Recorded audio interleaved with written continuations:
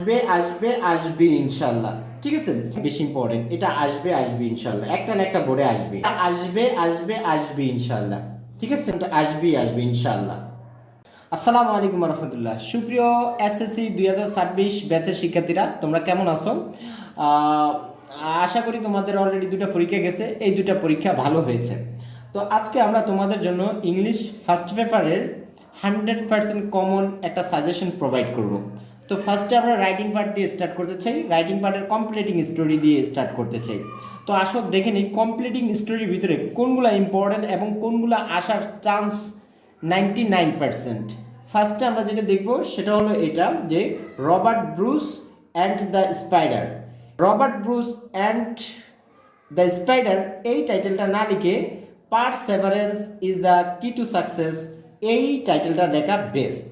আসো আমরা পরেরটা দেখি। পরেরটা হচ্ছে এই যে দ্য থার্স্টি ক্রো, অথবা থার্স্টি ক্রো না লিখে এই necessity is the mother of invention এটা লেখাটা বেস্ট। আসো আমরা থার্ড নাম্বারটা দেখি, the division of Bayazid Bostami. 4 নাম্বারটা দেখো, নোবডি বিলিভস আ লায়ার, এটা হচ্ছে লায়ার্ড শিফার্ড বয়। ঠিক আছে, বা আ শিফার্ড বয়। দেন দেখো পরেরটা হচ্ছে শেখ সাদি অ্যান্ড হিজ ড্রেস। পরেরটা দেখো the story of king Midas বা golden touch, the golden touch. আসো পরেরটা দেখি। পরেরটা হচ্ছে honest is the best policy, অথবা এটাকে লেখা যায় দ্য অনেস্ট উড কাটার। ঠিক আছে, দেন দেখো 8 নাম্বারটা কি বলছে, the old farmer and his son, অথবা unity is strength. Final one কি আছে, ডিভাইডিং দ্য ব্রেড। সো এই কমপ্লিটিং স্টোরিগুলো তুমি যদি পড়ো ভালোভাবে, তাহলে ডেফিনেটলি এখান থেকে তুমি কমন পাবা ইনশাল্লাহ।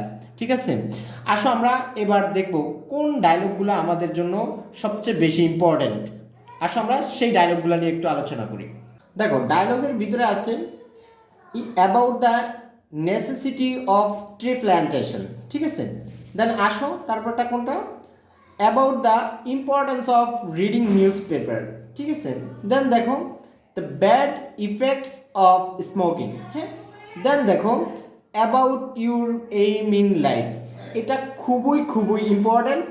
অ্যান্ড ট্রি প্ল্যান্টেশন এইটাও মোস্ট ইম্পর্ট্যান্ট। ঠিক আছে, আসো আমরা তারপরে দেখি on uses and abuses of the mobile phone, এটা আসবে ইনশাল্লাহ। ঠিক আছে, দেন দেখো about the importance of physical exercise, এটা পড়বা।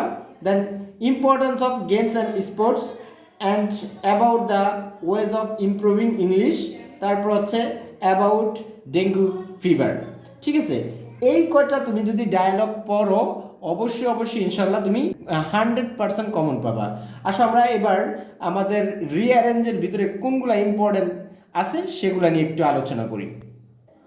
তো রিঅ্যারেঞ্জের ভিতরে যেটা সবচেয়ে বেশি ইম্পর্টেন্ট সেটা হলো এটা, পেনিসিলিন আর হচ্ছে ডক্টর আলেকজান্ডার ফ্লেমিং, যেটা ডক্টর আলেকজান্ডার সম্পর্কিত, এটা অনেক বেশি ইম্পর্টেন্ট, এটা আসবে ইনশাল্লাহ, একটা না একটা বোর্ডে আসবে ইনশাল্লাহ।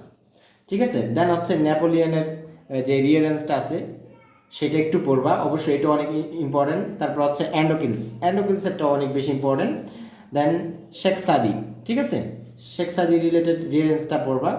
দেন once that lived a sultan in a country, সুলতানের রিলেটেডটা পড়বা।